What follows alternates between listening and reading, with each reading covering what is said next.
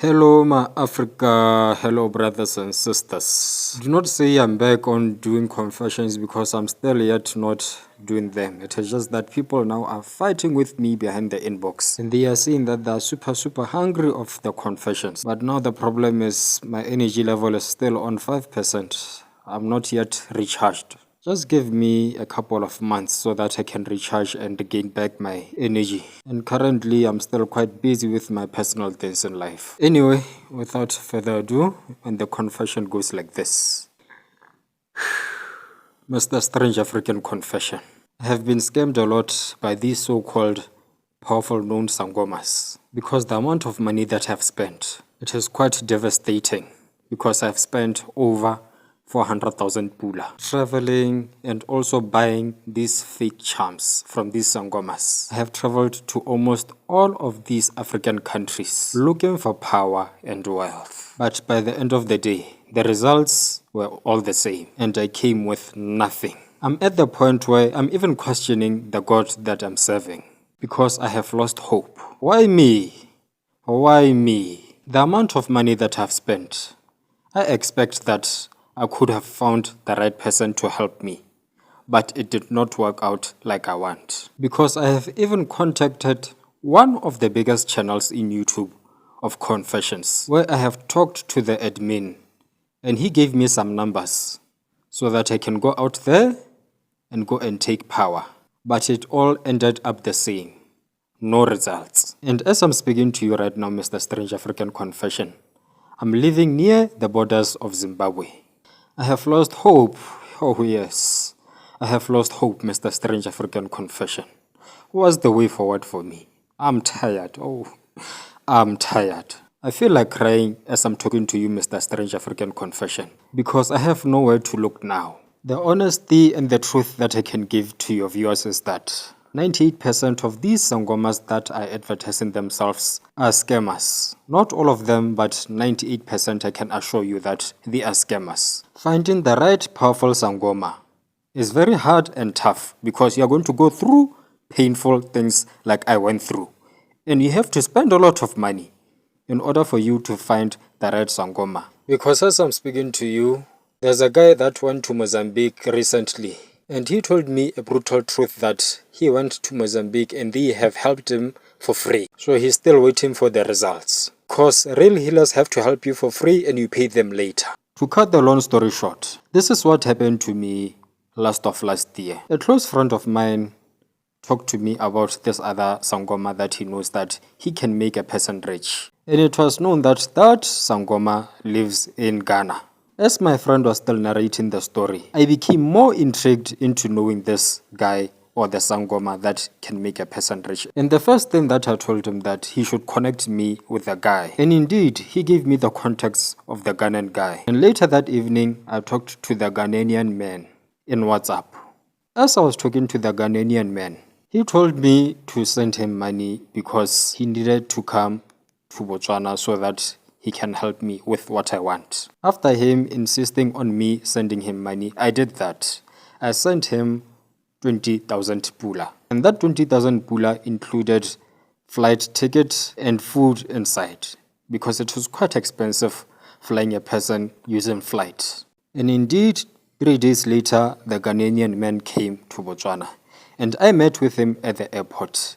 And he was holding a rucksack bag, a small tiny rucksack bag. And when I met him, he told me to look for a room where we can do the rituals. After me and him agreeing upon on what we have to do, I went to look for a hotel room. After finding that hotel room, I showed the Ghanaian man and he was happy to see the hotel room. And what he told me was I have to go out of the hotel room and wait outside of the door because he needed to call the spirits. Oh yeah, let me not forget that I had already bought a Ghana must go bag. Some people call it Machangani bag in South Africa. And here in Botswana we call it Muzimbabwe.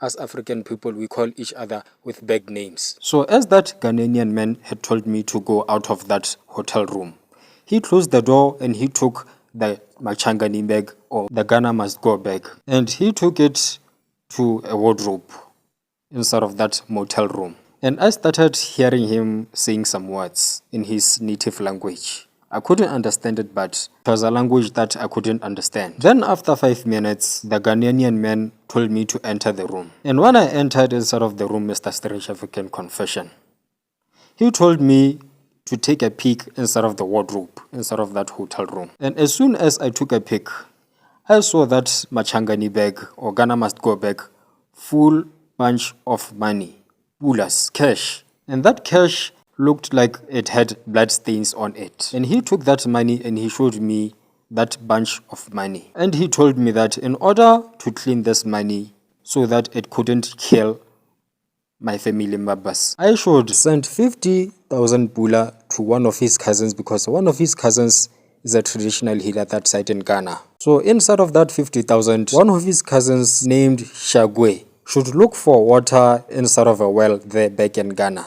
And the well, it is known that it is so holy that when you drink it, no matter what disease you have, you'll get healed instantly. So Shagwe had to take a bottle and take some of that water inside of that well, using a small bottle. Then after him taking that water inside of that well, he should come to Botswana. So I had to send Shagwe another 50,000 pula, because as soon as he arrives in Botswana, he's going to finish up the rituals.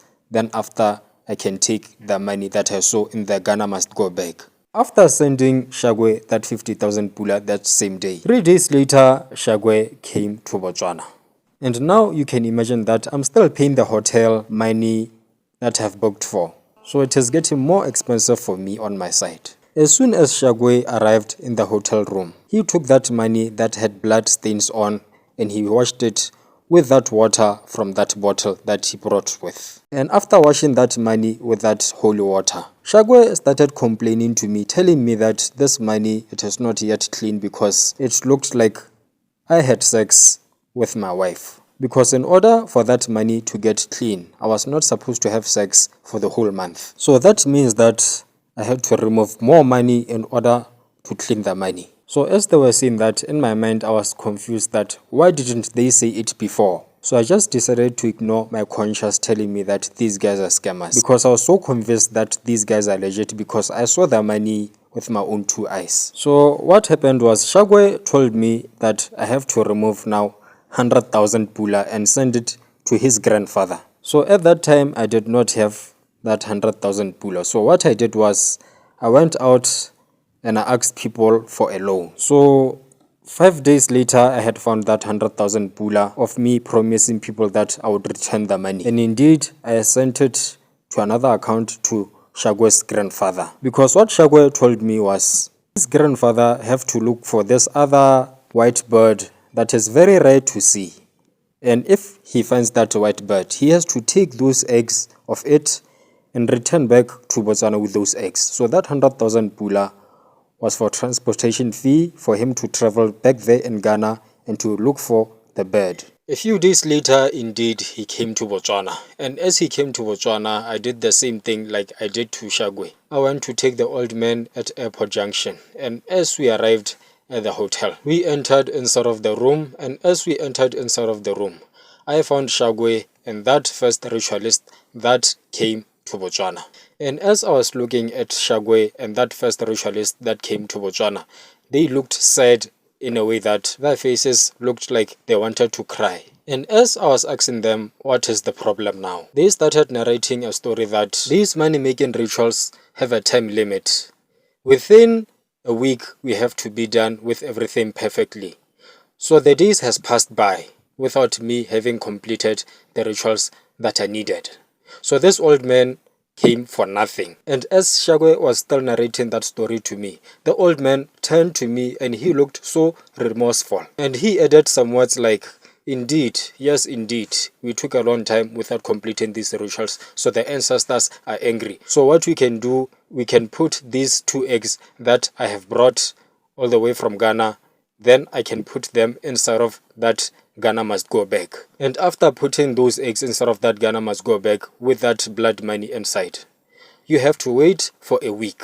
So the best solution right now, it is to give us money so that we can go back to Ghana.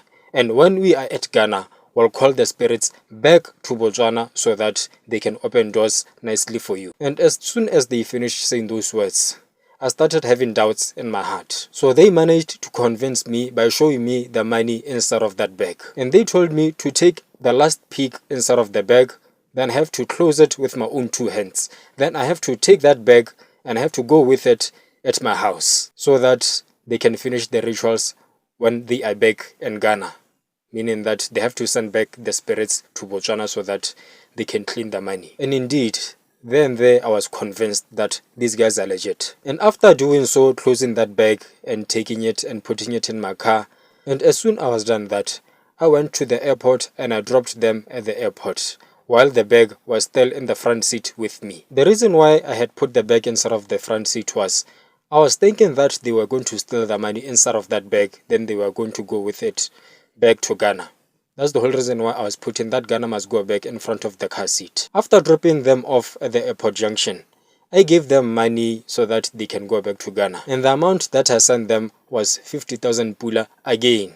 And inside of that 50,000 pula that I had sent them again, they promised me that as soon as they arrive, they'll work day and night so that the rituals can be done. And as soon as I left them there at the airport, I went back to my house, then I removed the bag out of my car seat, then I went to put it inside of my house. A few days later, they contacted me and they told me to just not give up and to say some prayers that they gave me before they went to Ghana. And those prayers, I have to say them while I'm next to that Ghana must go back. And they told me that within a month, they would be done with everything and they'll send the spirits to me so that I can collect my money. So their last words were, I have to send them 30,000 pula so that they can work faster, and to try to hash the spirits so that they can work faster for me to open the bag and take my money. And yes, indeed, I went out to look for that 30,000 pula so that I can send it to them. After sending it to those guys, days were passing and months were passing, and I was just still quiet, having faith that they'll come back to me. Then on the 3rd month, I asked them what is happening now on their side because they became quiet. And they responded to me by saying that I needed to look for an extra 50,000 pula so that the spirits can be happy, because the spirits were not happy because traveling from Ghana to Botswana, it is going to be a hard job for them. So the best thing is I have to look for 50,000 pula and send it to them so that the spirits can be happy and work like wonders. And as soon as I dropped the phone call, I became so devastated and so angry that these guys played me. And at that moment, I called them again and I told them that they are not serious because I sent a lot of money without any results.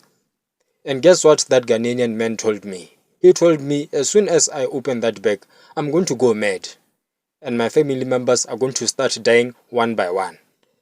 And I told him, go to hell, mister. I'm sick and tired of sending you money with no results. So right now I'm opening the bag as I'm talking to you. And afterwards I dropped the phone. After dropping that phone, I went straight to the bag and I took a knife and I tore that Ghana must go back. And guess what happened? What I found inside was just maize meal. And that maize meal in other African countries, it is called sadza. And as I was looking at that maize meal, I started feeling sweaty and I started becoming dizzy. The dizziness came from stress. That is why I was feeling dizzy, because I felt that these guys played me. And imagine all of the amount of money that I was borrowing from people, promising them that I'll return it within a month. So that day I felt so devastated, like I even wanted to commit suicide. So all of the amount of money that I have spent, because it is not only those Ghana guys that I have spent money on. Like I said, I have talked to one of the admins of one of the powerful channels here in YouTube, and that guy is famous. So for just his sake, do not mention the name of the channel. But people love it so much. I took some numbers there and I found a fake Sangoma through that guy. But I do not blame him because he does not really know these Sangomas, that most of them, they are fake. So it is okay. I have learned my lesson. So before you post these Sangomas, Mr. Strange African Confession, please make sure they show you evidence and the proof of the people that they have helped, because we are sick and tired of being scammed. And thus the end of the confession. This confession was over a phone call, so I had to break it down in order for you guys to understand it. So these confessions, I do not read them out, most of them. Let me say 98% of them, I do not read them out. People will phone call me and they'll tell me their stories, and I have to break it down in order for you guys to understand. So it is a lot of hard work. Imagine I have to cram the whole story and break it down in my mind, and I have to say it fluently. At the same time, I see people commenting rubbish. They do not know the amount and hours of hard work that I put here, so you guys, you can understand the story better. They just wake up from nowhere and they comment rubbish that I'm making up these stories. So I feel sorry and pity for them. They don't know the struggle that I'm going through. Hours and hours breaking down and putting pictures and some videos so that you can understand with a clear picture. But anyway, it's okay. It's part of life. People have to say rubbish and it has to motivate me more. But what I can say is you gave me too much love over these few months. I felt like you are my family now, you guys. Thank you for all the support that you gave me, you guys. I don't deserve it. That is why I gave you this last confession. But I'm blessed. I'm so blessed because of you guys. Thank you so much. It is a goodbye from me. I want to take a rest. I'll see you in months' time. Thank you for listening. Take care. And I always say, God bless.